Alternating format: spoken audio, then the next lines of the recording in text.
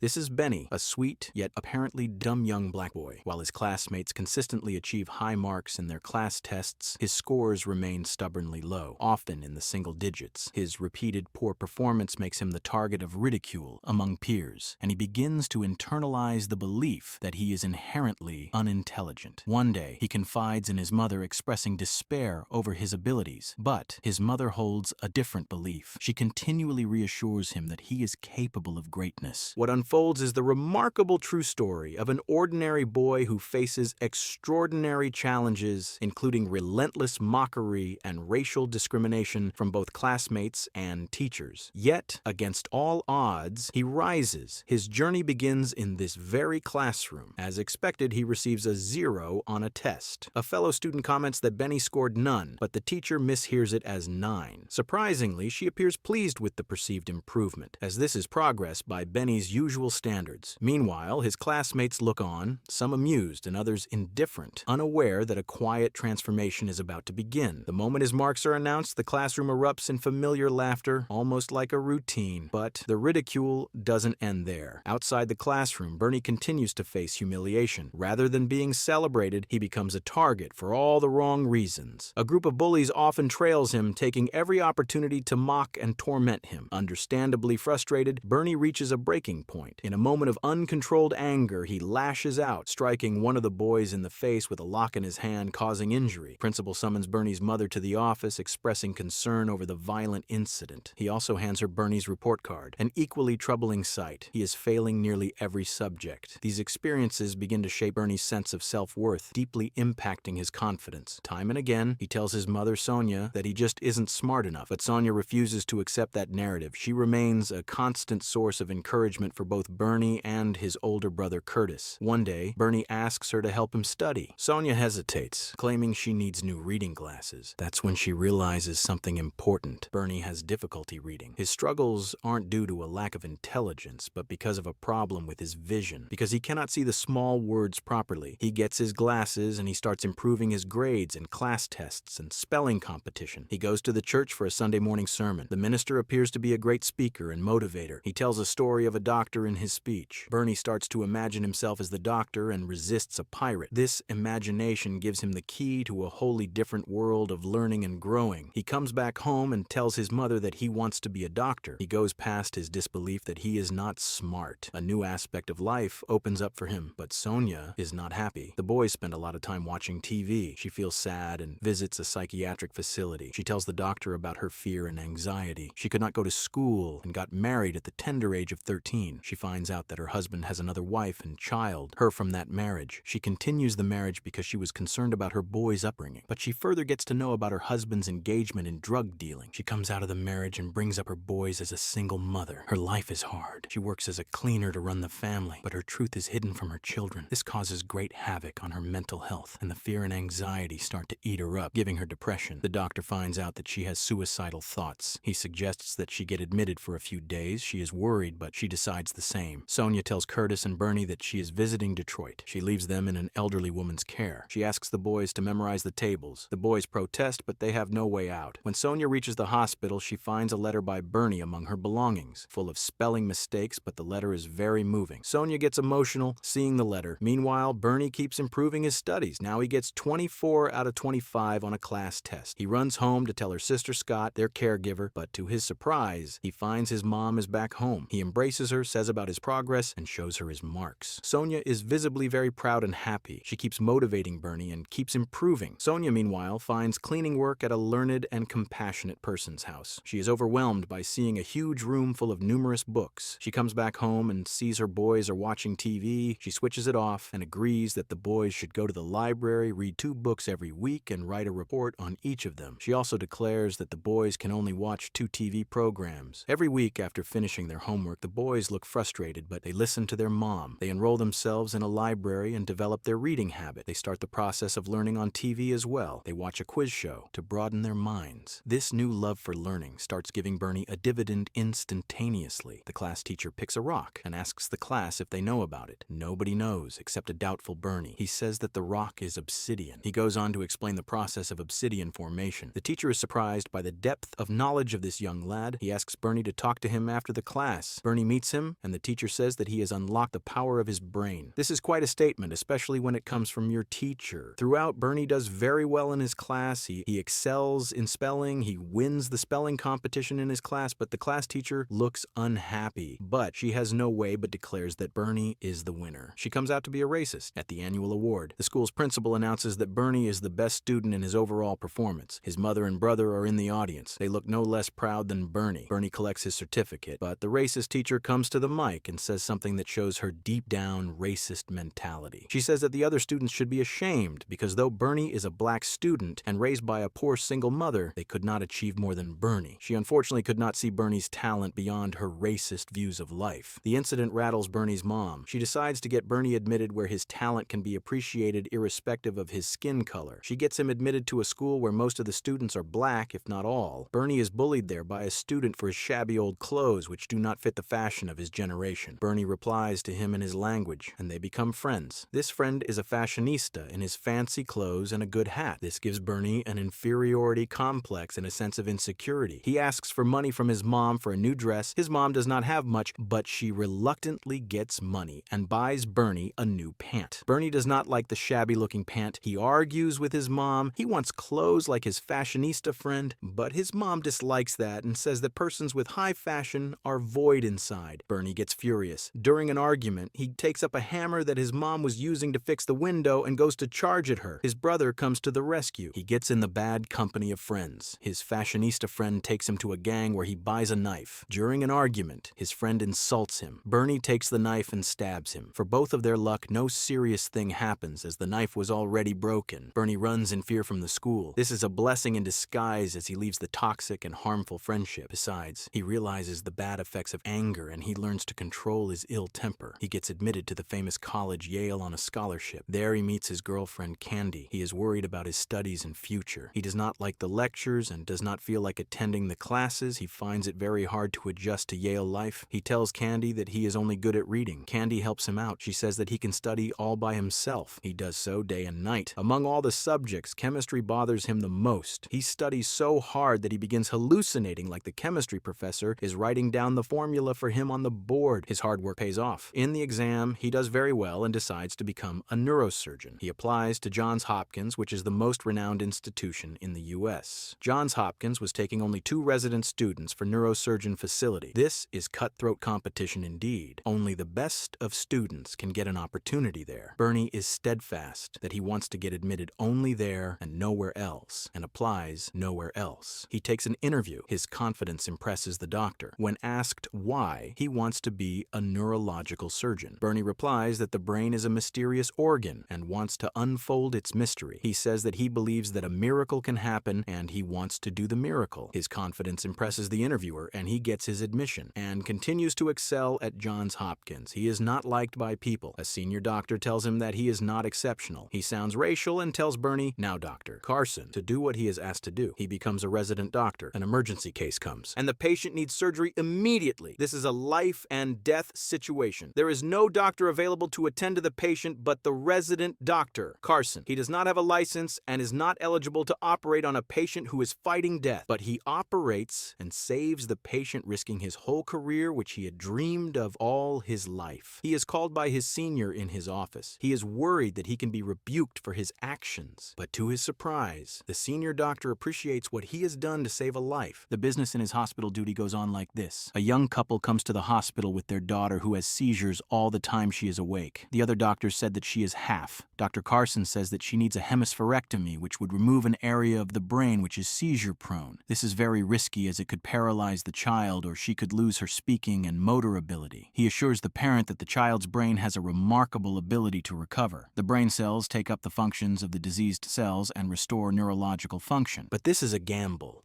Moreover, he did not do an operation like this before, but he takes up the challenge to cure the child. The night before the operation, he looks anxious. He kneels and prays. Finally, he starts operating on the child in the morning. He operates the child very carefully. The operation is done. Now it is the moment of judgment. The anesthesiologist tries to bring the child back to consciousness. Everybody is very worried. The situation gets tensed. Up every second, she does not respond. She is moved to the general ward. Dr. Carson briefs the parents and says it would take a while to know if she could speak or move. But, like a miracle, the child calls out, out to her mom and dad. Dr. Carson wins the first of many challenges. This incident gets media attention. In the press conference, along with her parents beside him, he tells the whole world about the success and the health of his patient. He says that the brain is a miraculous organ that made it possible, and this hemispherectomy would go on to become the go-to method in most future cases. He starts enjoying success in his professional life, but his personal life is not as sweet. His wife is pregnant. Then the tragic incident happens. They lose the child, stillborn. He gives his wife time and spends by her bedside, but his wife tells him to go to the hospital and continue with his duty. Though reluctant, he goes. He breaks down, thinking about his tragic loss. His mom consoles him and says that he can save many lives and achieve whatever he wants in life. The next morning, he joins his duty as usual. The most challenging of his operation is yet to come. He went to Germany on the invitation as a consultant for the possibility of separating twins whose head is conjoined. The case is as complex as it gets. He, at first, is not willing to take the case because of the complexity of the case, but he is the best child neurosurgeon in the world. He takes the risk. He researches hours after hours, day and night, and he prepares himself for the operation. Now, the D-Day comes. The children's parents come from Germany. Dr. Carson, along with 50 members of staff, prepares for the operation. They get an alternative for each machine. They rehearse for hours so that no mistakes can occur. This case does not have any scope even for a single mistake. Two groups of doctors prepare for the operation and to tend two children separately after the operation. The operation starts at 7:15 in the morning. It involves cardiothoracic surgeons as well to prevent the children from bleeding out. Circulation of blood to the brain is stopped by a cardiac operation first. Then the process of separation of the brain starts. Dr. Carson has only an hour to complete. If he takes more than an hour, there is a chance of being brain dead, and this will be a failure in the first place. But as usual, he does it in time, and the whole process completes in a long 22 hours period. Dr. Carson meets the parents and informs them about the success of the miraculous complex operation.